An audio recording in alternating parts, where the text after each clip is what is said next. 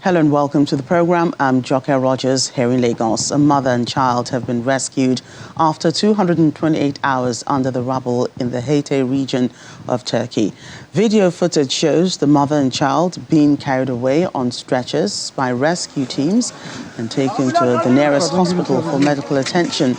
The combined death toll in Turkey and Syria has climbed over 41,000, with millions in need of humanitarian aid. Many survivors are homeless in near freezing winter temperatures. Successful rescue efforts are now few and far between. Well, the World Health Organization says it's particularly concerned about the welfare of the people in northwestern Syria, a rebel-held region with little access to aid since the earthquake struck last week. Efforts to distribute aid have been hampered by a civil war that has splintered the country. Civil war enmities have obstructed at least 2 attempts to send aid across front lines into Syria's northwest, but an aid convoy reached the area overnight. Power of the later. It's clear that the zone of greatest concern at the moment is the area of northwestern Syria. The impact of the earthquake in areas of Syria controlled by the government is significant, but the services are there and there is access to those people, and supplies have come in from all over the world, both in Turkey and in the Syrian Arab Republic. But we have to remember here that certainly in Syria, we've had 10 years of war. The health system is amazingly fragile. People have been through hell. And this is the latest, both physical and psychological strain on an already stressed population. In Damascus, the regional director, Dr. Ahmed Al-Mandari, Chief of Emergencies, Dr. Mike Ryan, and I met with President Assad to discuss the impact of the earthquake, and we requested that he allow additional cross-border access points, which he indicated he was open to. On Monday, 2 more... Meanwhile, the United Nations has launched an appeal for aid to Syria amid warning of dire circumstances in the aftermath of last week's deadly quake. The regional director for Arab states in the UN Population Fund, Leila Baker, describes the critical needs around shelter, protection, water and sanitation, urging the need for basic humanitarian assistance. UNFPA launched its appeal for the whole of Syria yesterday in the amount of $24 million. We hope that will bring great relief in terms of the much needed assistance, both in terms of people and supplies. And we stand ready with our partners to be able to deliver to the most vulnerable communities and individuals on the ground. The appeal is only for the next 3 months. It will only address the very basic acute needs. And we are working in collaboration with the rest of the UN family, with UNICEF, WHO, UNHCR, particularly on the critical issues around shelter, protection, and water and sanitation. Many of the shelters that we visited have no sanitation facilities. And for a woman, many of whom are pregnant, they are facing dire circumstances. You can imagine that after 11 years of conflict, this is a population that is feeling exceptionally vulnerable, and many of the partners who we work with are also depleted in terms of their own emotional and physical well-being. Not only was there vulnerability and a great amount of poverty and despair, they were hopeful that perhaps at this point in time, given the massive scale of the destruction, that it was also an opportunity for peace and reconciliation. We hope that through some of the leniency that we've seen in terms of opening up more crossing points from northern Turkey into northwest Syria, the ability of the UN and accessibility that we've been granted, visas, etc., that this is a sign that perhaps there may be some ray of hope, and that we can focus on the most vulnerable people to build back not only the country but the region and give it stability. I can tell you that even visually, the crumbling nature of the city on the whole, buildings that have visibly been war-torn, and then you have the crumble from the earthquake. It's very difficult in some places, particularly for someone who's not an expert, to see where that is. I think the biggest vulnerability right now is that many of the buildings, particularly those that are old and in some of the more impoverished areas, remain very fragile. They have cracks in them, and many of the people in the families who are sleeping on the streets or in the shelters are afraid to return back to their homes for fear of the aftershocks that came and to have it crumbling down. In the meantime, a medical advisor says access to air and water are among the factors of survival for victims trapped beneath the earthquake rubble. She adds that younger and healthier people are more likely to survive sustained periods under the rubble, but notes that dehydration happens faster in children, adding to the various environmental and age factors involved in surviving long term. Majority of survivors, obviously, you're going to find in the first 24 hours. But to survive long term, so let's say over a week or 10 days or something like that, you need mainly access to two things: air and some sort of water source. So we say people can survive without water intake maybe for about 3 to 5 days or so. And it also helps if you're younger and healthier, and you don't sustain any major injuries. So I think the vast majority of people we'll see who survive long-term are going to be young, healthy people who've somehow been buried in the rubble so that they don't have major injuries, have some water source, and of course are able to breathe. So what happens over time is that the muscles in your legs start to basically die off. So they start to necrose. And as they necrose, they start to release its constituent factors, let's say, like the factors that make up the muscle. And some of these are actually quite toxic in large numbers. So you have the period of the crush injury. So while something is crushing you, your muscle is slowly dying. And those toxins or potential toxins are building up over time. And the risk in crush victims is once you release the thing that's crushing the limb, all of those toxins it's like releasing a tourniquet. All of those toxins then sort of have access to your bloodstream. Most people who do survive have some small access to water, you know, like this gentleman with the sips. But it also depends a bit on some external factors, right? So, you know, if it's super hot, for example, and if you're sweating a lot, obviously you're going to dehydrate faster. Children in general dehydrate faster than adults. So there are some environmental and age factors that make survival more or less likely. There are definitely case reports of people who survive in that way.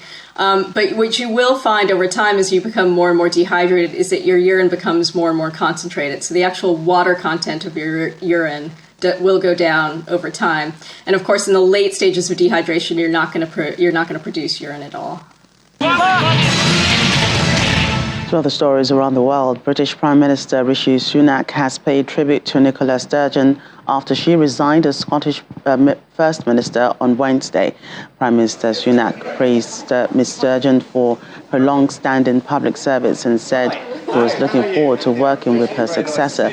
Meanwhile, the search is underway to find a new leader of the Scottish National Party as the SNP's national executive meeting today to decide the timetable for a leadership race. There have been calls for the party to reconsider its strategy for achieving Scottish independence under a new leader.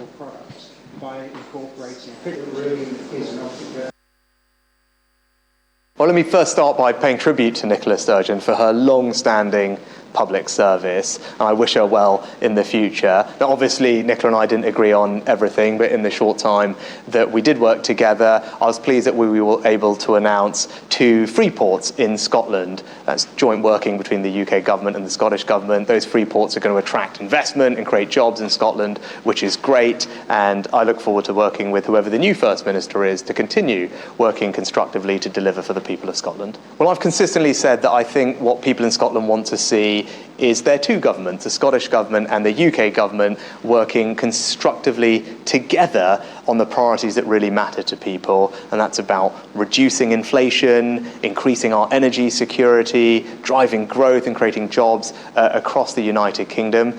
That's what people's priorities are, and that's what I will continue to do and work on with whoever the new First Minister is. The UK government has already provided considerable aid, but I'm pleased to announce today that we're actually going to provide £25 million further financial support. That's going to go to the United Nations, to British charities, to local charities, and the Turkish authorities. It's going to provide vital humanitarian assistance on the ground, including medical supplies, tents, blankets. Elsewhere, a public meeting that was meant to ease fears about a toxic chemical spill in an Ohio town has only heightened anger after the rail firm at the heart of the disaster failed to show up. Representatives of the Norfolk Southern Railway Company, whose train carrying the chemicals derailed 13 days ago, causing a huge fire, cited security concerns when they pulled out. After the derailment, emergency crews performed a controlled release of the vinyl chloride from 5 rail cars that were at risk of exploding. Thick plumes of black smoke towered over the town, East Palestine, but crews monitoring the air quality sought to reassure locals that it was going as planned. Despite those assurances from officials, many residents say they continue to be frightened of the potential harms, which they say had impacted humans and wildlife alike. Thousands of dead fish have appeared in the creeks in the town, while some residents reported that their chickens had died suddenly and that their pets had also fallen ill. The tables we just did because we can't, we're trying to get information out to our citizens. Everybody's concerned. I'm concerned. But, it's not Norfolk Southern here. It's the EPA, the people that have been working with us, trying to get our citizens back into their homes safe. That's what we need right now. We need our citizens to feel safe in their own homes. My greatest concern is that my citizens feel safe. That's what I care about. I don't care about anything else. I don't care about giving reports on TV. I want you all safe. I want my citizens. I want this. I don't want 50 cameras around me. I want to be watching a basketball game here, watching my kids play in this gym. People keep forgetting. I'm a local politician. I live in this town. I don't live somewhere else making decisions from Columbus or Washington, D.C. I live in East Palestine. I live 2 blocks from here. I live 2 blocks from the train tracks. I'm concerned just like everybody else. When's the last time you spoke with Norfolk Southern? I speak with them every day. I spoke with Alan Shaw today. They've been working with us tremendously, but they should, because they're the ones that screwed this up. I'm going to hope that I gave the people what they wanted, so I hope everybody doesn't stand up and get a stump speech. I have all the experts behind me at these tables, and by God, we're going to get some answers for these people. Still in the United States, 1 person has been killed and 3 others injured in a shooting at a shopping center in El Paso, Texas. Police say 2 suspects are in custody and 1 was tackled at the scene by an off-duty officer. Authorities are not looking for anyone else. The incident happened on Wednesday at the Cielo Vista Mall. It's located near a Walmart supermarket where 23 people were killed in a racist attack in 2019, one of the deadliest mass shootings in U.S. history. Shortly after the incident began. Initial reports, and this is all preliminary, that the suspect was taken into custody inside the mall very shortly after the incident began. Now, as to how it happened, who placed him in custody, or how that unfolded, I don't have that information, but I do know that he was taken into custody, or correction. The person who was taken into custody, I'm not sure if it's male or female at this time, was taken into custody shortly after the incident occurred. We want to make sure the scene's secure, look for the shooter or possible shooter that's outstanding, and make sure everybody's safe.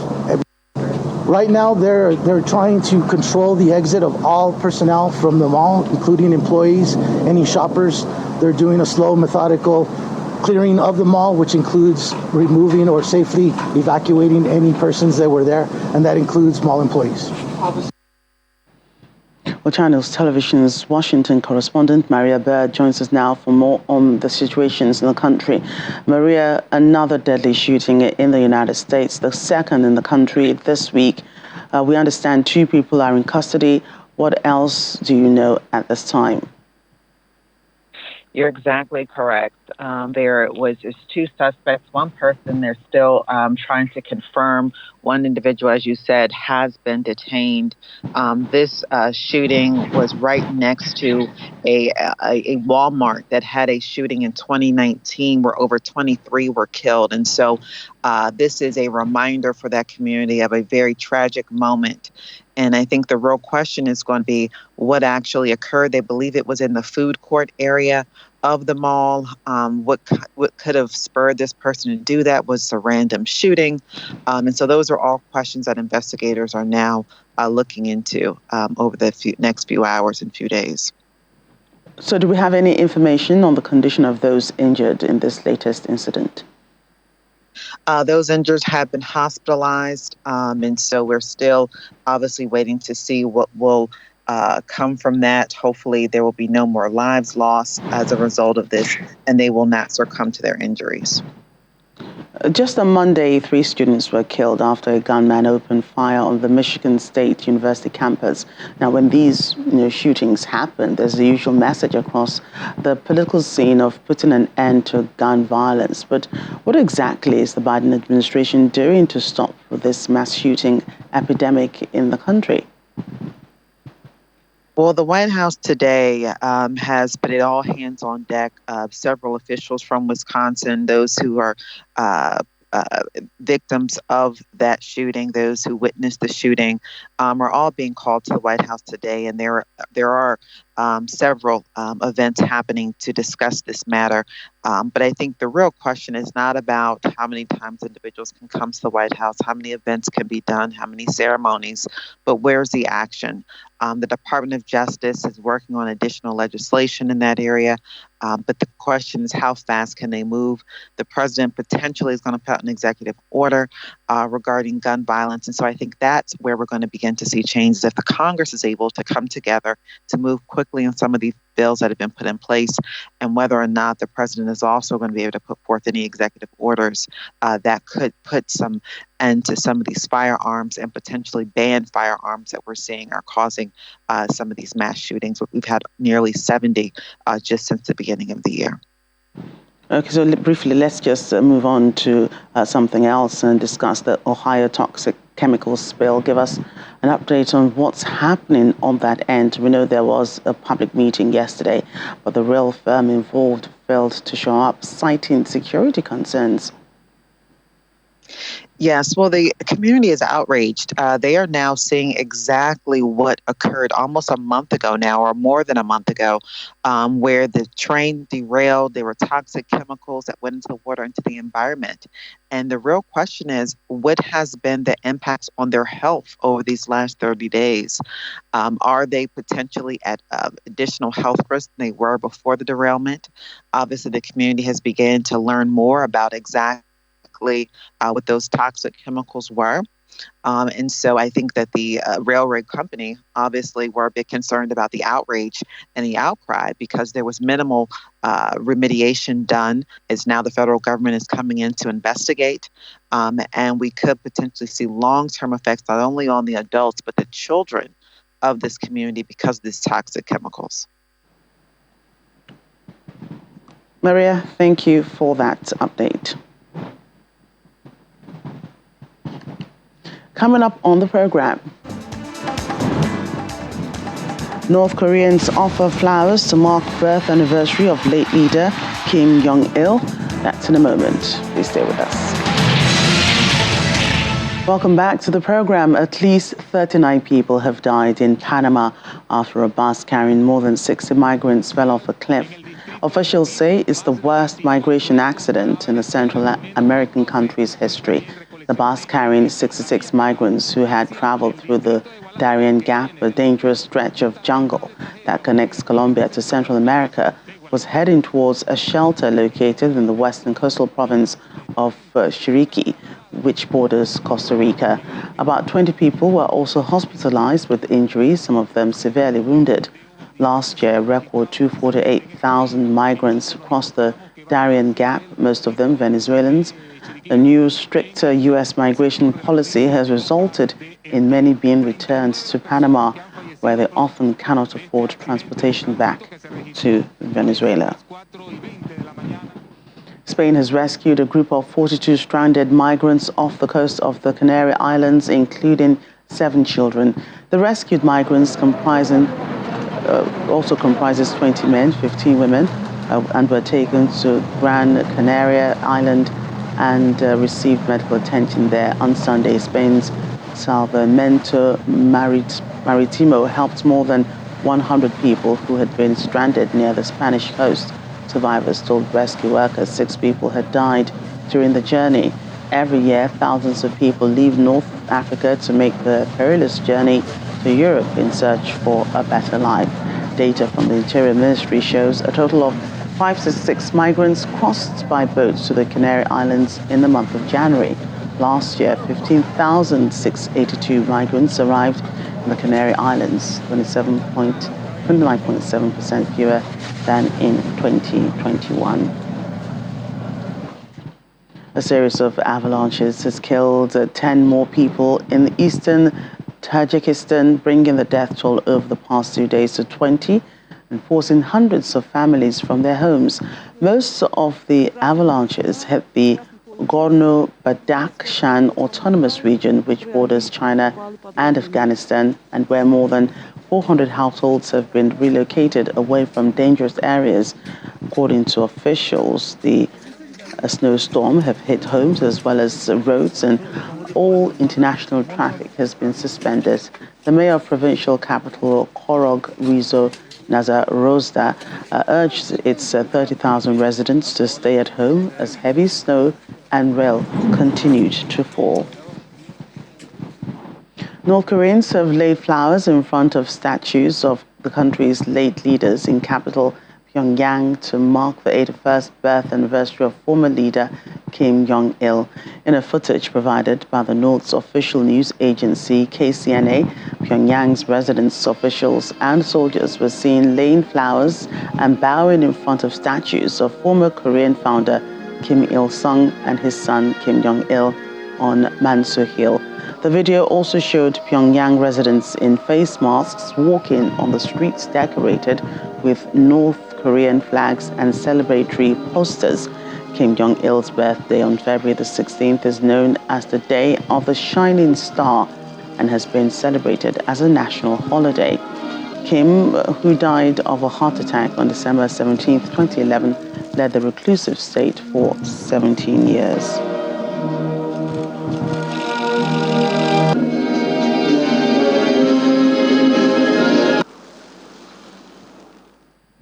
Artists from across Africa performed at the Amani Festival in Eastern Democratic Republic of Congo to show support for victims of conflict. More than 20 acts from across the continent, including Senegalese rap star Didier Awadi, performed, and that's despite rising insecurity in the region.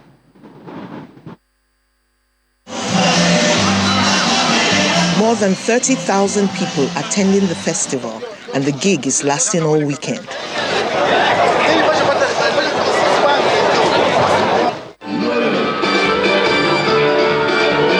The Amani Festival, which means peace in Swahili, usually takes place in Goma, capital of North Kivu province. But it was moved for the first time since its launch in 2014 due to an M23 rebel offensive that drew close to the city last week. Given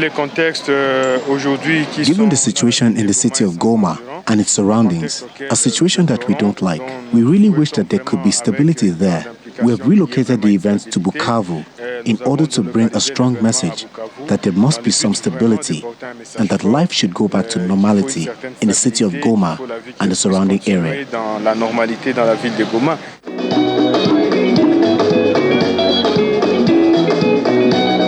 Several artists from Bukavu take part. Singer Ren Saidati performs a Mutwashi dance, also known as the dance of freedom.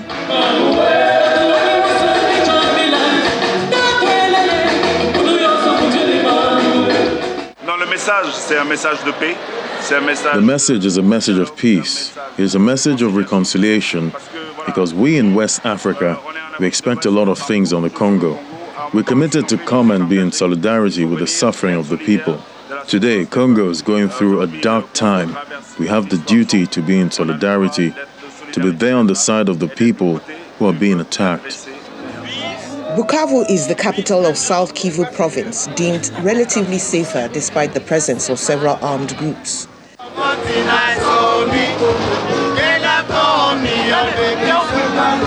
And so, at this preferred venue, the audience claps, cheers, and sings along to the music, and hopefully leaves behind the sorrows of war for one blissful weekend. That's the program today. Thank you for watching. I'm Joker Rogers.